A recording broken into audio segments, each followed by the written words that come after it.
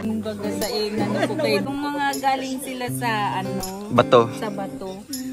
Inano ko sa kanya ngayon yung mga hindi ko naman alam pangalan niya kasi iba-iba yung pangalan. Yung Mayra Lapid. Kapatid pala niya. Oo. Tapos nung nagtawag na siya sa akin, tapos nung nalaman, 38 years kaming din nagkita. Ay, 36 years. Grabe. First time lang na nakita. Yung si kay Dudong Kaya sabi ko, nakausap niya ngayon. Kasi sabi ko, sinusundo ka pa Sabi, tagahanga na siya sa inyo. 36 years? Grabe, ang tagal natin Dahil lang sa Rochelle? Oo, dahil lang sa inyo. Wow. Kaya sabi ko, blessing. yung santo-santa sa akin buhay. Totoo yan. Di ako kaya nung linggo pa namin kayo inaantay ni Ate Amelia. Ay wala nga. Sabi ni Ate Amelia, pag sabay na sila ni Dodong natin, umiyak ngayon si Ate Amelia nung kwento mo. Nung kwento ko. Nung lunis lang, nung lang, 4. Kami nagkaanuhan itong kapatid ko. After 36 years. Wow. So anong plano niyo po ate? Magkita rin kayo? Oo.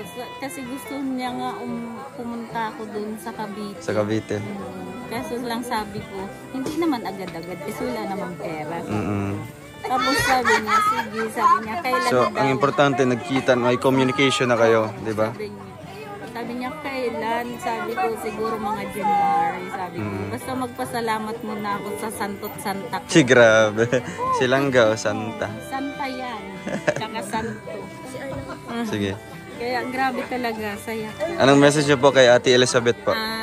Salamat, Aiga.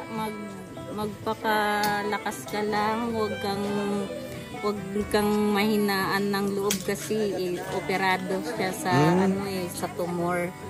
Ay, sa kanya? May inoperahan pala?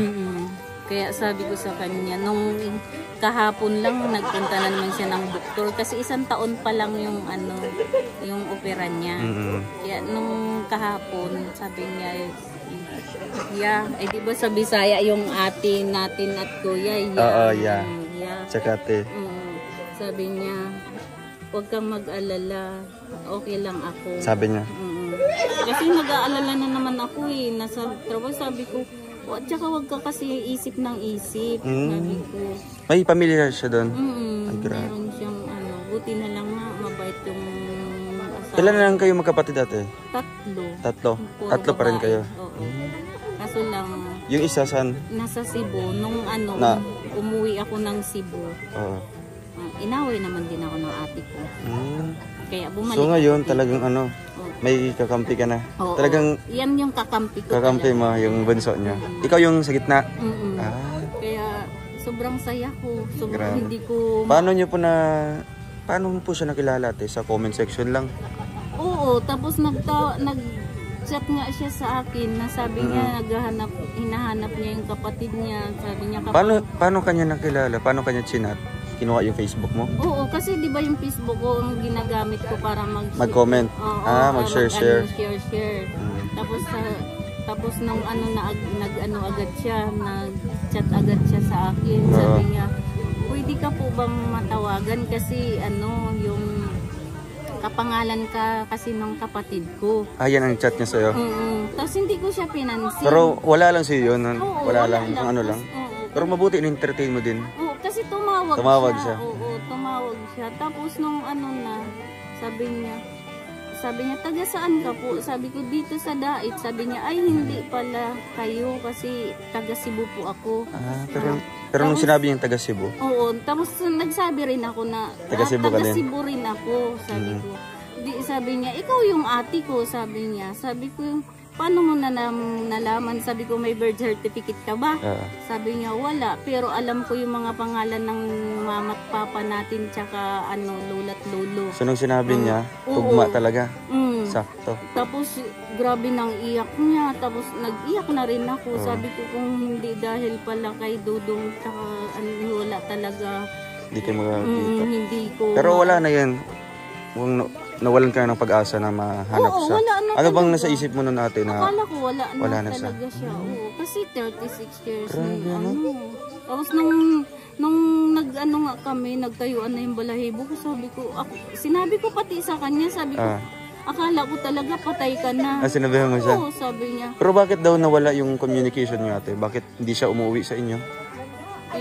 Ano daw kasi marami siyang nakagtrabaho siya. Nung unang, 'di ba, mayroong doon lindol sa Baguio City. Sa Baguio dati. Oo, 'di ba yung malakas na lindol na nandoon daw siya. Sabi niya si Cory nga daw, helicopter ni Cory ang nagsundo sa kanila. Oo. Kasi marami daw. Talagang nakasurvive siya noon, 'di ba?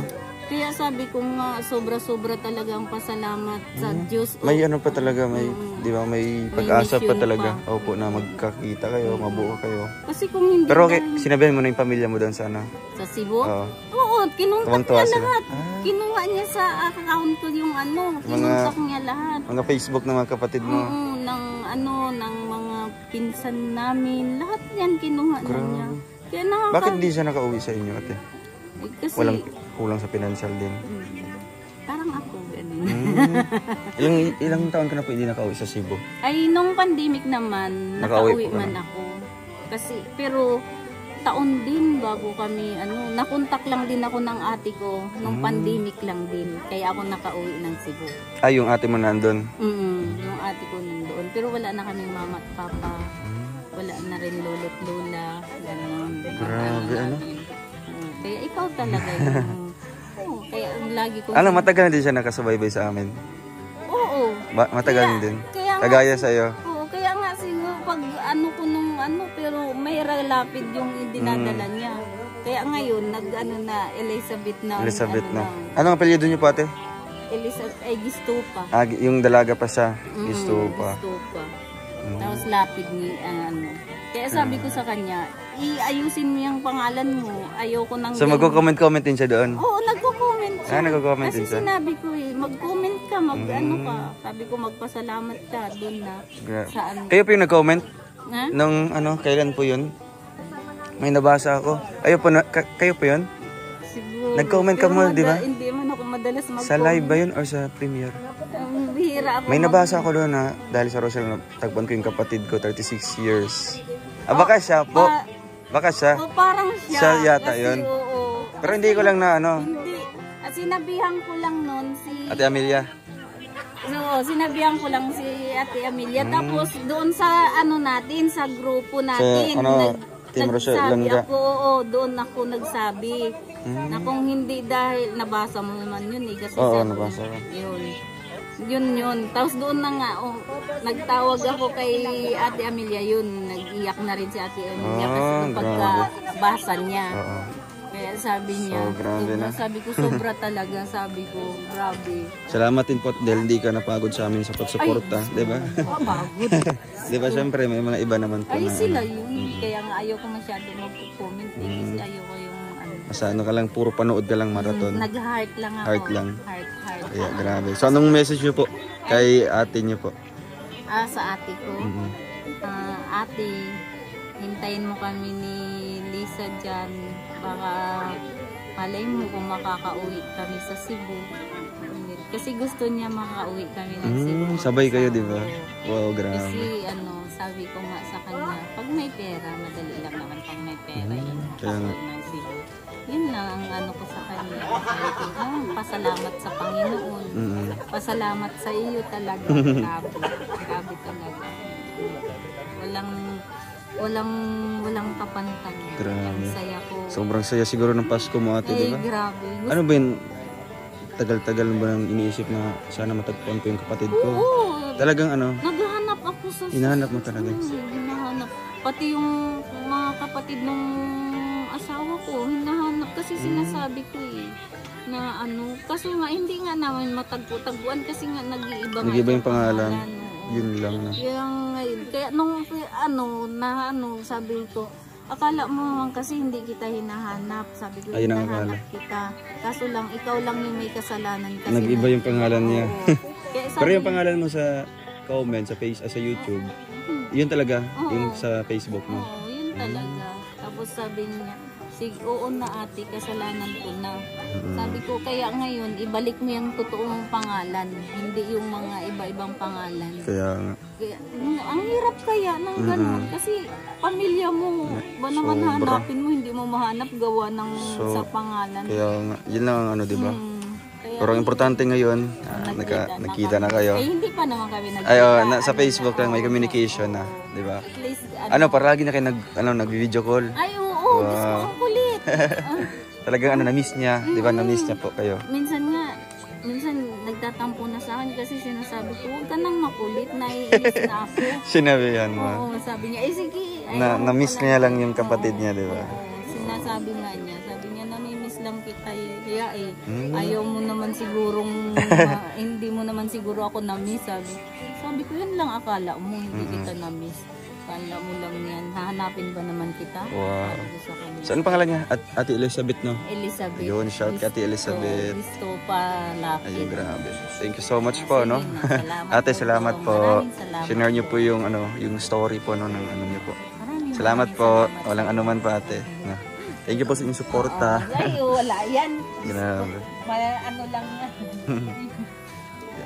Siyempre si Ate Amelia, si Donya Amelia. Anong message niyo po, Ate Donya?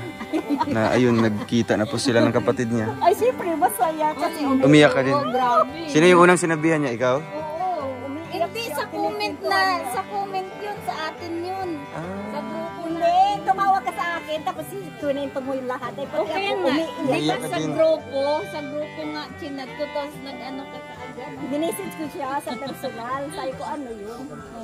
Sabi niya, kapatid daw niya, ang tagal na niyang hinahanap, 35 years. Nakita lang niya sa pag-post. 36 years. Oh, sa pag-post ng video ni Dodo. Lalo na sa mabuti kong mayaman kami. Grabe. Thank you, Ate Amels.